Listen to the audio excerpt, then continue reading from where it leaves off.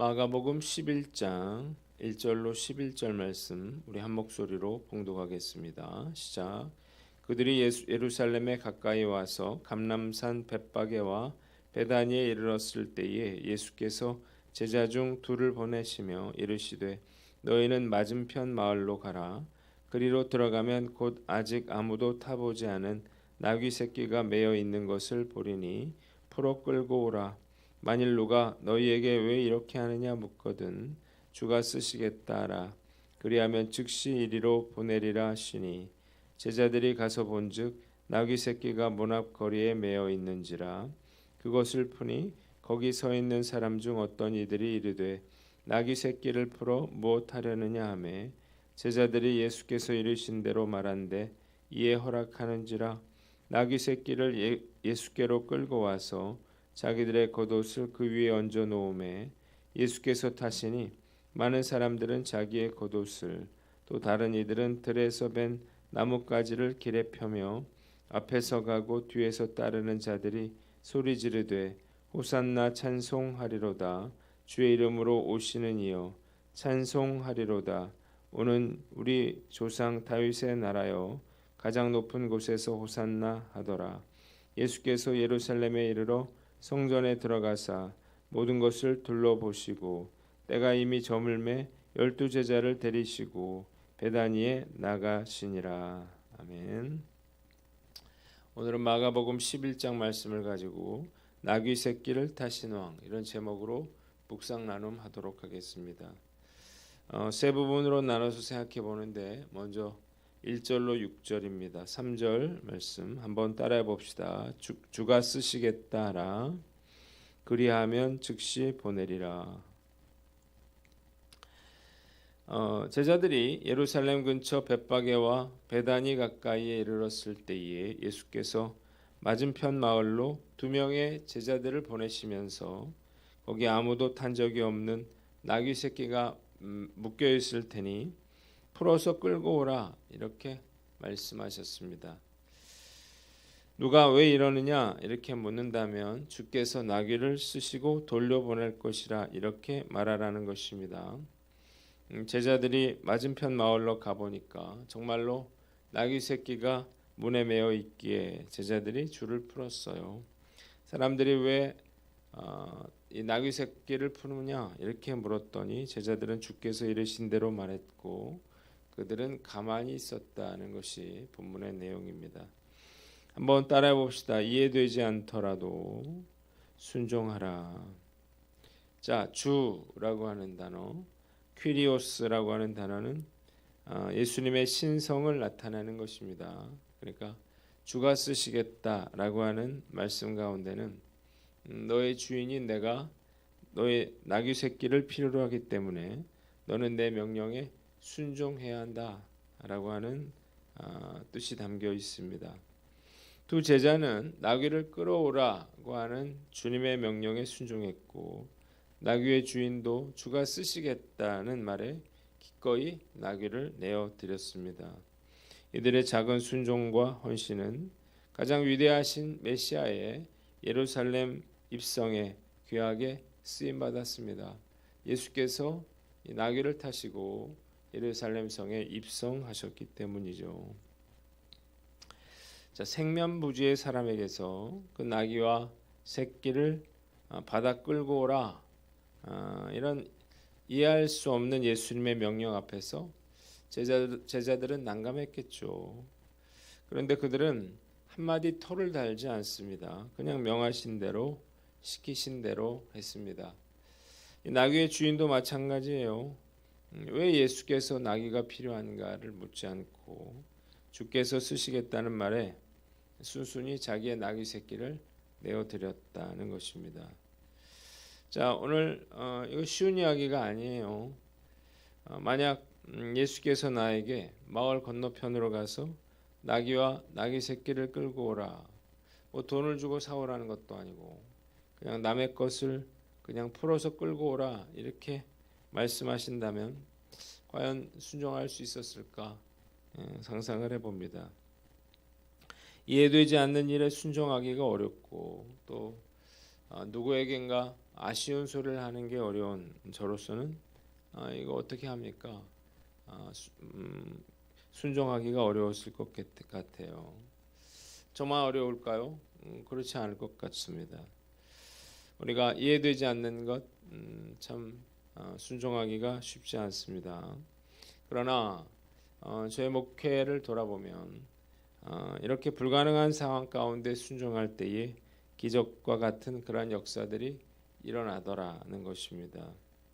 오늘 말씀 앞에서 나는 어떤가 한번 생각해 봐야 되겠죠. 내 이성과 상식으로 그런 것에 맞는 것에만 내가 순종하겠다 이렇게 생각한다면 사실 내 삶에는 어떤 기적도 어떤 놀라운 일도 일어나지 않을 것입니다. 오늘 나는 어떤가 한번 살펴보고 이해되지 않는 명령이라도 주님 말씀에 순종하는 저와 여러분들 되시기를 주님의 이름으로 축원합니다. 두 번째는 주께서 쓰시고자 하실 때에 기쁨으로 드려라는 것입니다. 한번 따라해 봅시다. 주께서 쓰시고자 하실 때에 기쁨으로 드려라. 자, 제자라고 하는 사람은 주님께서 쓰시겠다고 이렇게 무엇이든 요구하실 때 자신이 그 한계와 범위를 정하지 않고 무엇이든 기쁨으로 내어드리는 자입니다. 자신을 주님이 쓰시기에 편리한 도구가 되도록 그렇게 허락하는 자인 거죠. 자, 주님께 나 자신을 드려서 쓰임 받는 것 이것이야말로 가장 큰 영광이고 축복입니다. 나귀의 주인은 주가 쓰시겠다는 그 제자들의 말에 기꺼이 나귀를 내어놓았고 그래서 자신의 나귀는 가장 존귀한 분을 태우고 가장 위대하고 아름다운 구원 역사를 이루는데 쓰임 받을 수 있었습니다. 냉장고에는 먹지 않고 놔뒀다가 상해서 버리는 음식이 있습니다. 창고나 수납장에는 아깝다고 쟁여놓았다가 버리는 물건들이 있습니다. 우리의 인생도 이런 것 같아요. 건강도 물질도 아까워하다가 결국 다 망가지고 잃어버리고 나서 후회하는 거예요.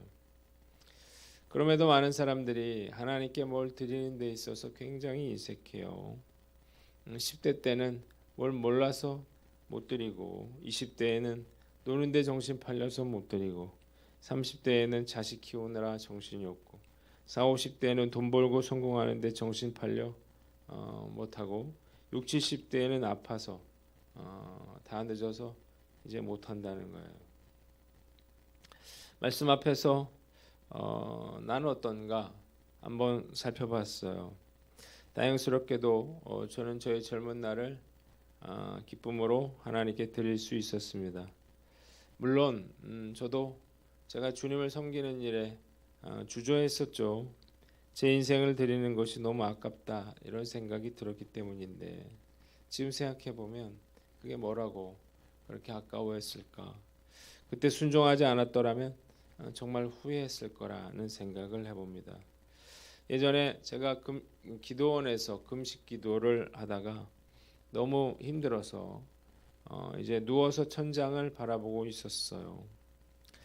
그러다 어떤 생각이 들었냐면 언젠가 나도 이렇게 누워서 이 천장만 바라보다 그렇게 끝나겠구나 그런 생각을 했는데 어차피 그렇게 될 거라면 우리가 뭐 아까워하고 뭐 주님께서 나에게 뭘 맡겼는데 그걸 하기 싫어하고 이렇게 하나님 뭔가 주님을 위해서 일하는데 불편하게 만들 이유는 없지 않을까. 나귀의 영광은 메시아이신 주님을 태운 일이었습니다. 우리도 역시 우리가 주님을 섬기는 일에 나 자신을 기꺼이 내어드리지 못한다면 결국 후회스러운 인생밖에 되지 않는 것입니다. 오늘 난 어떤가 한번 살펴보시고 우리의 남은 인생만이라도 최선을 다해 가장 좋은 것을 주님께 드려 섬기는 저와 여러분들 되시기를 주님의 이름으로 축원합니다. 두 번째는 7절인데 한번 따라해 봅시다. 예수께서 그 위에 타셨다.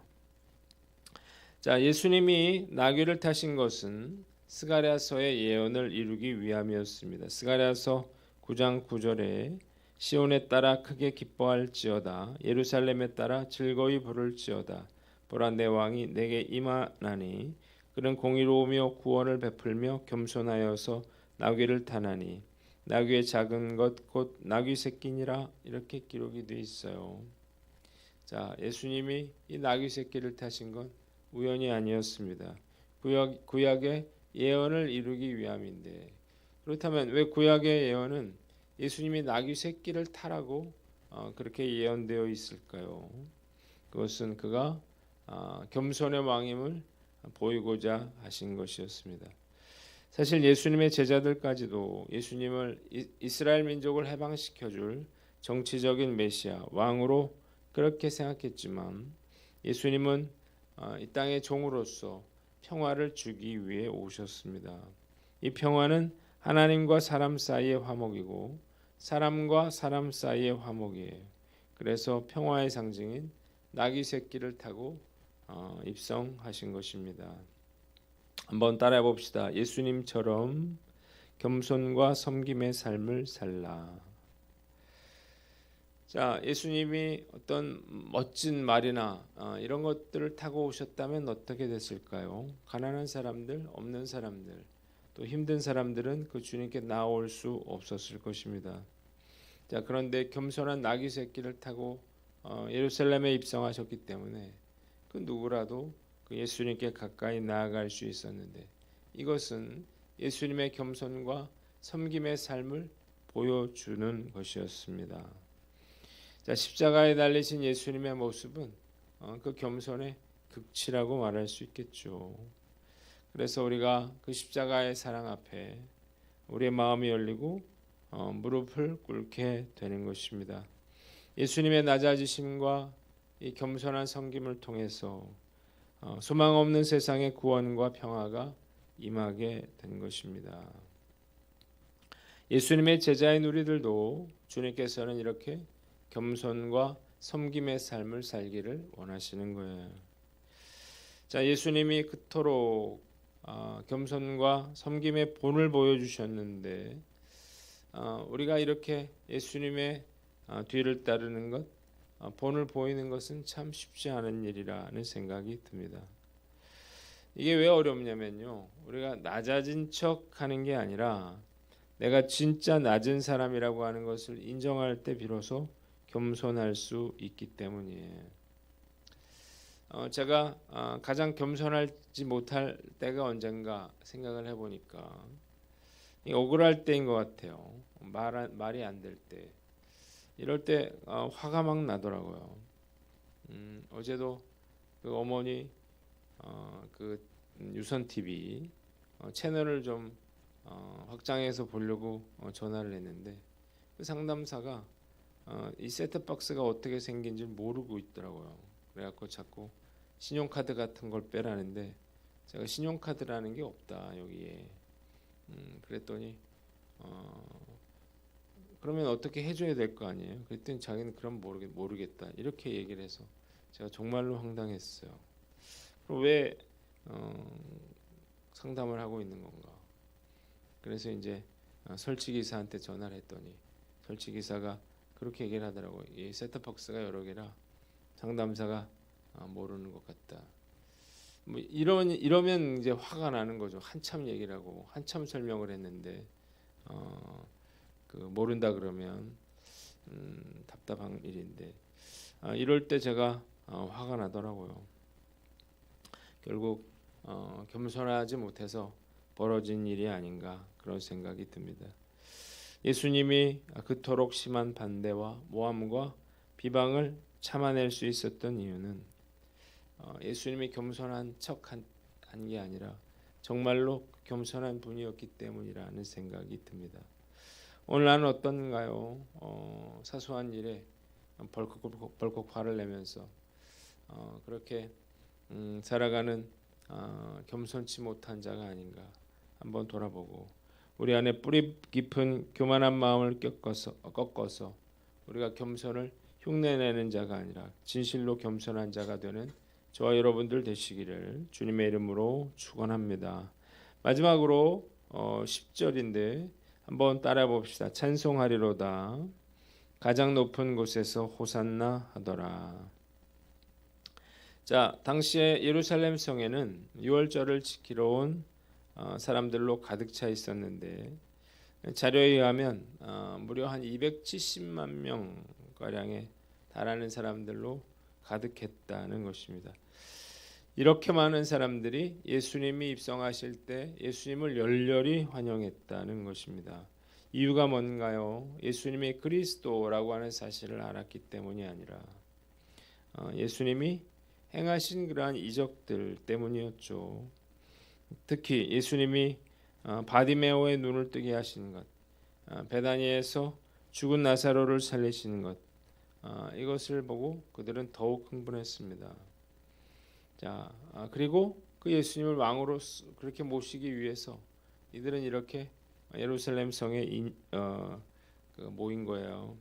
그러나 그들의 환호는 예수를 십자가에 못 박으라고 하는 그러한 분노의 외침으로 바뀌고 말았습니다. 한번 따라 봅시다. 주님의 뜻을 따라 행하라. 자, 무리가 자신들의 겉옷과 나뭇가지를 깔았던 그들의 행동은 예수님께 충성을 맹세하는 것이었습니다. 그러나 그들의 충성은 예수께서 그들이 원하는 정치적인 지도자가 아니라는 사실을 깨닫자 즉시 분노로 바뀌었습니다. 이것은 뭘 보여줍니까? 아무리 목이 터져라 환호하고 찬송해도 주님의 참된 뜻을 제대로 알지 못하고 순종할 줄 모른다면 그러면 아무런 의미 없는 공허한 것이 되고 만다는 것입니다. 말씀 묵상하면서 얼마든지 이럴 수 있겠다 그런 생각이 들어요. 내가 기대하고 또 간절히 원하는 것을 주님께서 들어주시지 않을 때 우리가 서운함과 분노를 느끼게 되는 것입니다. 그러나 우리가 알아야 할 것은 예수님을 향한 환호와 충성의 고백이 십자가의 길을 걷는 것으로 이어지지 않는다면 아무런 의미도 없는 것입니다. 아는 것과 순종하는 것은 절대 별개의 문제겠죠. 주님을 향한 나의 환호와 충성이 뭔가 내가 원하는 것을 얻을 때만 그런 신기한 것들이 이루어질 때만 그렇게 드려지는 일시적인 것이 아니라 우리가 힘들고 어려운 때라도 우리 끊임없이 이어지는 메아리와 같은 것이 되어야 할 것입니다. 오늘 나의 주님께서 이 세상에 오신 것은 세상을 구원하러 오신 것임을 알고 우리도 어떤 상황에서라도 우리가 그 주님의 뜻을 따라 행하는 저와 여러분들 되시기를 주님의 이름으로 축원합니다. 기도하겠습니다. 하나님 아버지, 평생 우리가 기쁨으로 온전히 주님께 순종하며 섬기는 자가 되게 하여 주시옵소서.